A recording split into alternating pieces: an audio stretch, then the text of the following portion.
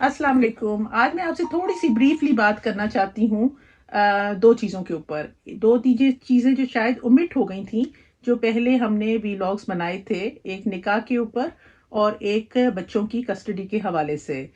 जहाँ तक निकाह का ताल्लुक है, उसमें दो चीज़ें जो थीं जो मेंशन शायद नहीं हुई और वो बहुत ज़रूरी हैं हमारे इस्लामी फ़िक़्ह के ज़रिए के लिए, चाहे वो कोई भी मसलक हो, और दूसरी कानूनी तौर पे भी जो आपके लिए आसानी पैदा करेगी।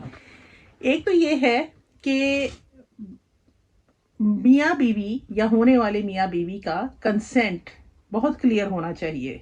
ये नहीं होना चाहिए कि लड़की से जाके बस पूछ लिया गया और उसको कुछ भी नहीं कहा गया, वो खामोश रही और उस खामोशी को समझा गया कि ये जो है ये हाँ है। ये गलत है। ये उसका कहना कि हाँ वो कबूल करती है 3 दफ़ा, ये बहुत ज़रूरी है। ठीक है। गैर मौजल हक महर की इसके लिए सबसे ज़्यादा आसान तरीका ये है कि आप मौजल और गैर मौजल करते ही क्यों हैं। जो कुछ देना है उसने वो उसी वक्त दे, ताकि उसके बाद लड़की को अदालतों में धक्के खाने के बजाय या लोगों से मांगने के बजाय कि मेरा हक महर मुझे वापस किया जाए, इस मुसीबत से उसको निजात दिलाई जाए। आपने अगर कॉलम 18 टिक किया है, हाँ किया है, तो ये बेहतरीन है। लेकिन फिर भी अगर कॉलम 18 टिक किया भी है आपने और आप खुला के बजाय तलाक ले रहे हैं, तो भी आपको हक महर लेने के लिए अदालत में जाना ज़रूरी होगा। लेकिन अगर आप उसको उसी वक्त हासिल कर लें, और उसी वक्त मिलना चाहिए, शरई तौर पे भी आपने बीवी ली है, बीवी आप बेटी आपकी गई है, तो उनको फौरी तौर पे उसी वक्त पेमेंट करनी चाहिए। और मैंने पहले भी आपको कहा था कि इस बातों में शर्माने की ज़रूरत नहीं होती। ये लड़की की इंश्योरेंस है। हम सब के घरों में बेटियां होती हैं, बहनें होती हैं, और खुदा ना खास्ता उनके साथ कोई हादसा भी हो जाते हैं। एक तो ये हो गया। अब दूसरी बात जो हम करना चाहते थे या मैं करना चाहती थी, थोड़ा सा ऐड करना चाहती हूँ उस वीलॉग के ऊपर जो कि मैंने पहले भी बनाई हुई है।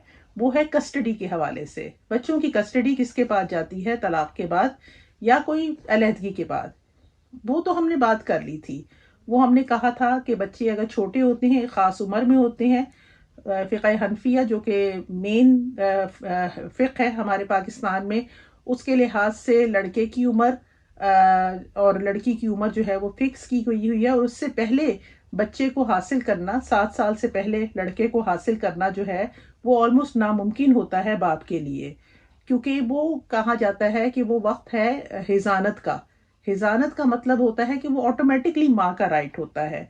और माँ का राइट छीनने के लिए आपको दो चीज़ें साबित करनी पड़ती हैं। एक तो ये होती है कि माँ का किरदार ठीक नहीं है, या माँ जो है वो फिट नहीं है, या ये भी कहा जाता है कि उसकी दूसरी शादी हो गई हुई है और उसको बगैर किसी असल बाप के बजाय किसी और बाप के पास भेजना जो है उस बच्चे के वेलफेयर के अंदर नहीं है। मेरे जहन में कुछ दिनों से एक बात चल रही है कि क्या होता है अगर माँ जो है वो टोटली अनफिट हो मेंटली, फिर भी तो ली जा सकती है ना।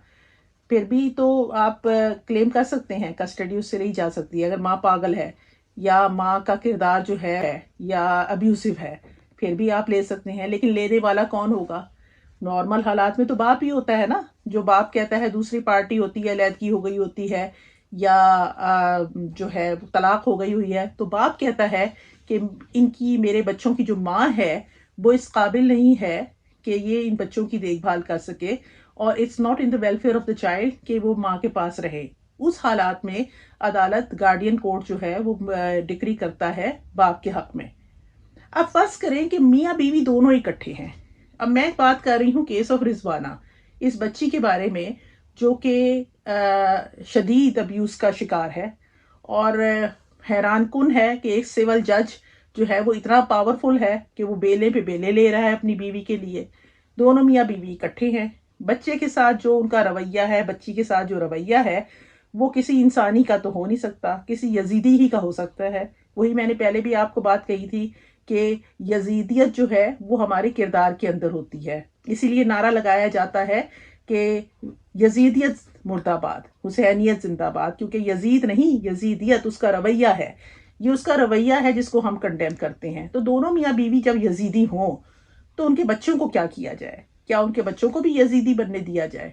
क्योंकि वो वही सीखेंगे जो उनके माँ बाप ने सीखा। उसका खामिंद, इस औरत का, सोमिया का, उसके साथ शामिल है। اکمپلس ہے، وہ سول جج ہے اور بہت پاورفل ہے۔ اب جب دونوں میاں بیوی اتنے ایون ہوں تو ان کے بچوں کو کیا سیف ہے؟ کیا ان بچوں کی ویلفیئر میں ہے کہ ان کو ماں باپ کے ساتھ چھوڑا جائے؟ میرے حساب سے تو اس کے ماں باپ سے یہ بچے لے لینے چاہیے۔ اب وہ کون لے؟ یہ دونوں میاں بیوی انفٹ ہے۔ سیکشن 19 جو ہے وہ ڈکلیئر کرتا ہے گارڈین اینڈ وارڈز ایکٹ کا کہ باپ جو ہے وہ انفٹ ہوتا ہے تو اس سے اس کی کسٹڈی یا گارڈین شپ لے لی جاتی ہے۔ باپ انفٹ نہیں ہے؟